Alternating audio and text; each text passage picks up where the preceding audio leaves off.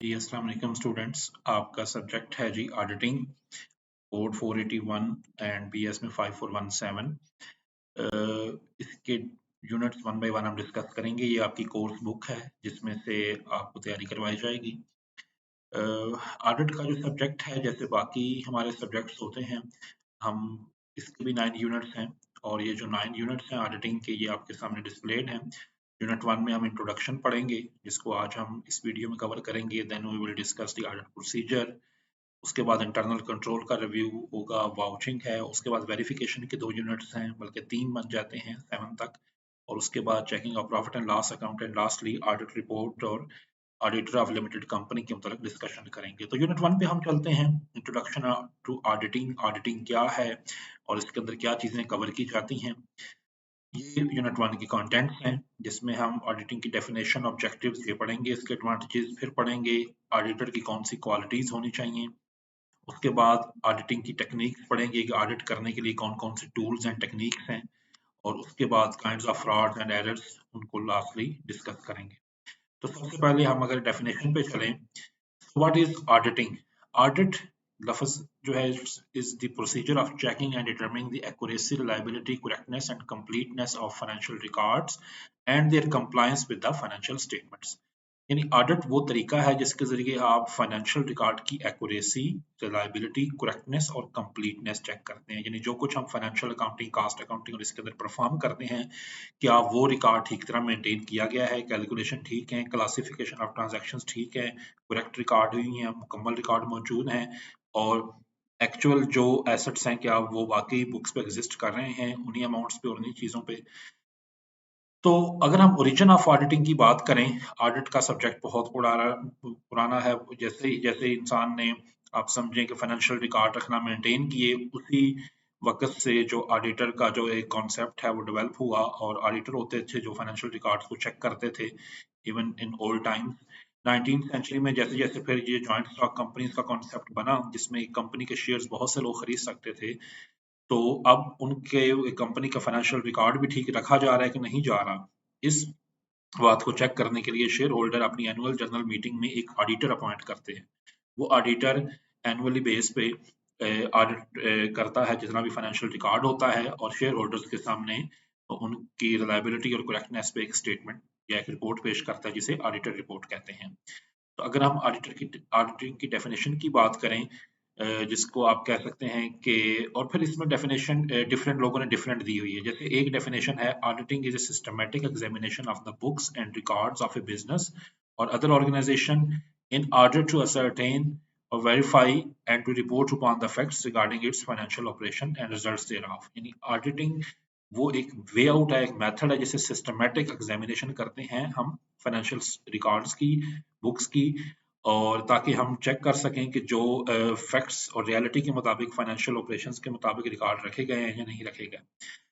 Auditing का जो scope है, स्कोप इसका बहुत ब्रॉडर है, जिसमें ऑडिटर जो है वो फाइनेंशियल स्टेटमेंट्स को अपनी रिक्वायरमेंट के मुताबिक चेक करता है। पहले कंपनीज ऑर्डिनेंस 1984 होता था, अब कंपनीज एक्ट 2017 आ चुका है, उसके मुताबिक ये काम किया जाता है और वहाँ रिपोर्ट स्पेसिफाइड है। इस तरह इंटरनेशनल ऑडिटिंग स्टैंडर्ड्स बने हुए हैं जो बताते हैं कि ऑडिट किस तरह करना है। ऑब्जेक्ट्स ऑफ एन ऑडिट जो है वो या उसके जो ऑब्जेक्टिव हैं वो यही इंश्योर करना होता है कि डाटा रिलायबल है, एरर्स तो इसमें नहीं है, करेक्ट है। और एरर डिटेक्शन होता है, वो प्राइमरी ऑब्जेक्टिव होता है ऑडिट का, कि हम चेक करें कि इस रिकॉर्ड के अंदर एरर्स तो नहीं, वो कैलकुलेशन की एरर्स हो सकती हैं, वो मिस स्टेटमेंट्स हो सकती हैं, या मिसिंग डाटा हो सकता है। तो ऑडिट की ये जो इसके अलावा एक ऑडिट का ऑब्जेक्टिव ये होता है कि शेयर होल्डर्स को सेटिस्फाई किया जाए कि आपने जिस कंपनी के शेयर्स में इन्वेस्ट किया है उसका फाइनेंशियल रिकॉर्ड ठीक रखा गया है, फ्रॉड्स और एरर्स को डिटेक्ट किया जाए और फ्यूचर के लिए प्रिवेंट किया जाए, टैक्स अथॉरिटीज को मुतमिन किया जाए और अपने क्रेडिटर्स को मुतमिन किया जाए। अब अकाउंटिंग और ऑडिटिंग के अंदर डिफरेंस क्या है। अकाउंटिंग में आपने जैसे पहले पढ़ा है, principles of accounting, financial accounting या कास्ट अकाउंटिंग में हम फाइनेंशियल रिकॉर्ड को एनालाइज करते हैं, प्रोसेस करते हैं और इंटरप्रेट करके रिकॉर्ड कर देते हैं। And our journal ledger and trial balance, उसकी बेस पे बैलेंस शीट और प्रॉफिट एंड लॉस अकाउंट्स बनती हैं किसी भी बिजनेस के। तो ये डिफरेंस यहाँ पर डिस्कस किया गया है।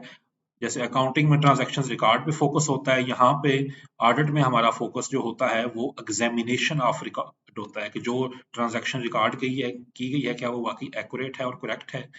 इस तरह यहाँ पे अगर अकाउंटिंग में फोकस होता है फाइनेंशियल स्टेटमेंट्स को प्रिपेयर करने में, यहाँ पे हमारा फोकस होता है कि फाइनेंशियल स्टेटमेंट सही तरह से रिकॉर्ड की गई हैं और इनको फिर हम वेरीफाई करते हैं विद सपोर्टिंग एविडेंसेस जो रिसीट्स वगैरह होती हैं। तो ये और भी डिफरेंस इसमें डिस्कस किए गए हैं। एडवांटेजेस की ऑडिट, अगर आप के ऑडिट के एडवांटेजेस आप देखें तो इसमें बिजनेस के लिए ये है कि जी फ्रॉड्स एंड एरर डिटेक्ट हो जाती हैं, ऑडिटर वैल्यूएबल सजेशंस देता है, रिलायबल हो जाते हैं, बिजनेस की गुडविल बढ़ जाती है। पब्लिक के लिए ये है कि पब्लिक फिर उसमें इन्वेस्ट करती है, उनके शेयर्स में लोन एक्सटेंड किए जा सकते हैं, इन्वेस्टर्स मजीद जैसे कह सकते हैं मुतमिन हो जाते हैं, मजीद उस कंपनी में इन्वेस्ट करते हैं और उस कंपनी की शेयर्स या रेटिंग बढ़ जाती है। तो ये इसके कुछ सेल्फ असेसमेंट क्वेश्चंस हैं, ये आप कर लीजिएगा। अब ऑडिटर की क्वालिटीज की बात करें कि एक ऑडिटर के अंदर कौन कौन सी खूबियां होनी चाहिए, तो नंबर 1 प्रोफेशनल कॉम्पिटेंस होनी चाहिए। प्रोफेशनल कॉम्पिटेंस से मुराद ये कि उसने अकाउंटिंग और ऑडिटिंग के वो सारे कोर्सेज या प्रोग्राम पास किए हों जो जरूरी हैं। जैसे पाकिस्तान में टिपिकली चार्टर्ड अकाउंटेंसी का एग्जाम होता है, उसकी अपनी ड्यूटीज और उन चीजों से उसकी आगाही हो, तो प्रोफेशनल कॉम्पिटेंस हो। उसके बाद उसके अंदर इंक्वायरिंग माइंड हो, उसका ज़हन ऐसा हो कि वो हर चीज का मतलब सवाल पूछता हो और डाउट का इजहार करता हो और फिर उनको रीचेक करता हो। इंटेग्रिटी, वो खुद ईमानदार हो, वो ऐसा नहीं कि वो खुद जो लोग चोरी कर रहे हैं या एरर्स या फ्रॉड कर रहे हैं उनके साथ मिल जाए, तो वो उसके अंदर इंटेग्रिटी या ईमानदारी होनी चाहिए। विजिलेंस कि उसके काम के अंदर एक विजिलेंस होनी चाहिए, वो हर काम को एक सस्पिशन की नजर से देखे और फिर देखे कि कहीं गलती हो रही है तो और उसको फिर देखे। और इस तरह ऑडिटर का रोल एक तरह के डिटेक्टिव का भी होता है और उसकी जो अप्रोच होती है मुख्तलिफ चीजों की तरफ वो ऐसी होती है कि कोई चीज गलत ना हो जाए। प्रूडेंस का कॉन्सेप्ट होता है कि वो ऐसा भी नहीं कि हर छोटी-छोटी चीज़ को चेक करे, लेकिन वो एक बिज़नेस के मेजर ऑपरेशंस के अंदर चीज़ों को रीचेक करता है। फिर एथिकली वो सारे एथिकल कोड्स को फॉलो करता हो, इंडिपेंडेंट आउटलुक हो, वो डिपेंडेंट ना हो किसी का और वो शेयर होल्डर्स का और बाकियों का डिपेंडेंट इस तरह ना हो, उसके अंदर इंडिपेंडेंस होनी चाहिए। कंसिस्टेंसी का प्रिंसिपल वो फॉलो करे, जिस तरह एक साल ऑडिट करे नेक्स्ट ईयर भी उसी उसूलों के मुताबिक। ये इसके सेल्फ असेसमेंट क्वेश्चन है, ये आप कर लीजिएगा।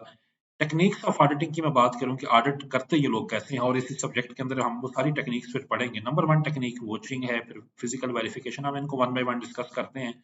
वोटिंग क्या है? एग्जामिनेशन ऑफ ओरिजिनल डॉक्यूमेंट, यानी जो चीज फाइनेंशियल स्टेटमेंट में रिकॉर्ड की गई है। जैसे कहा गया है कि एक कार है सपोज कंपनी के पास, तो कंपनी की उसके ओरिजिनल डॉक्यूमेंट किधर हैं, कार की रजिस्ट्रेशन बुक किधर है जिसपे लिखा हो कि ये कार कंपनी की है। उसमें फिर देखना होता है कि अप्रोप्रिएट ट्रांजैक्शन रिकॉर्ड की गई है, डॉक्यूमेंट ऑथेंटिक हैं, प्रॉपर अप्रूवल ली गई थी और उनके मुताबिक रिकॉर्ड कीपिंग की गई है कि नहीं की गई। This is vouching. Physical verification की बात की जाए, अब उस एसेट को फिजिकली भी जाके चेक करना होता है कि वो आपके स्टोर में, मशीनरी में, प्लांट में या वो कहाँ पे वो कार खड़ी हुई है, ताकि उसको एग्जामिन किया जा सके कि ये वही कार है। कंफर्मेशन कंफर्मेशन है कि हम रिटर्न स्टेटमेंट लेते हैं आउटसाइड पार्टी से। जैसे अगर कंपनी क्या है कि उनके बैंक में 5 करोड़ रुपए पड़े हैं, तो ऑडिटर बैंक को लेटर लिखेगा कि ये अकाउंट नंबर में बताएं कितने पैसे पड़े हैं, तो ये कंफर्मेशन होती है। स्कैनिंग ये है कि हम पॉइंट बाय पॉइंट चीजों को एग्जामिन करते हैं, बुक्स ऑफ अकाउंट्स को, प्रॉफिट एंड लॉस स्टेटमेंट को, बैलेंस शीट को और फिर उनकी समरीज को। इंक्वायरी ये है कि आप क्वेश्चंस पूछ सकते हैं मैनेजमेंट से, जो चीफ फाइनेंशियल ऑफिसर्स होते हैं उनसे, और डिफरेंट टाइप की आप चीजें मजीद तफसील मालूम कर सकते हैं। कोरिलेशन विद रिलेटेड रिकॉर्ड, इस तरह आप चीजों को कोरिलेट कर सकते हैं। मसलन अगर कंपनी का है कि हमारे पास 10 फिजिकल एसेट्स हैं या 10 प्लांट्स एंड मशीनरीज हैं, तो आप डेप्रिसिएशन चेक कर सकते हैं कि बाकी 10 पे चार्ज की गई है, ताकि मजीद आप चीजों को आपस में कोरिलेट कर सकें और तसल्ली हो सके।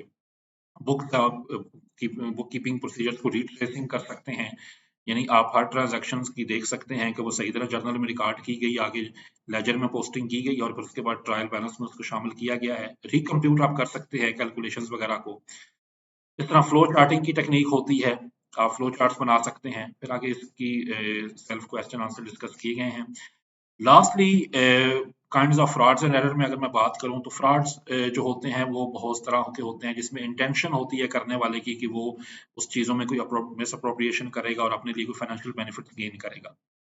तो उसमें फिर डिफरेंट वेज आउट होते हैं, जिसमें फिक्टिशियस जो एक्सेस पेमेंट्स रिकॉर्ड की जाती हैं। सेकंड इज ये कि जो रिसीट्स हैं उनको कम किया जाता है, सप्रेशन की जाती है उनकी, यानी उनमें कमी लाई जाती है। अकाउंट डिफ्लेक्शन के अलावा इसमें जो सेकंड वे आउट होता है उसमें ये है कि एक्यूरेसी में प्रोसीजर्स परफॉर्म किए जाते हैं, यानी कैलकुलेशंस में मिस्टेक्स की जाती हैं। इस तरह एरर्स के अंदर एरर बहुत तरह की होती हैं, जैसे एरर ऑफ ओमिशन है, ये वो गलतियां होती हैं कि जो हो जाती हैं, ये फ्रॉड की तरह नहीं होती, लेकिन बाद इनकी बेस पे भी फाइनेंशियल रिकॉर्ड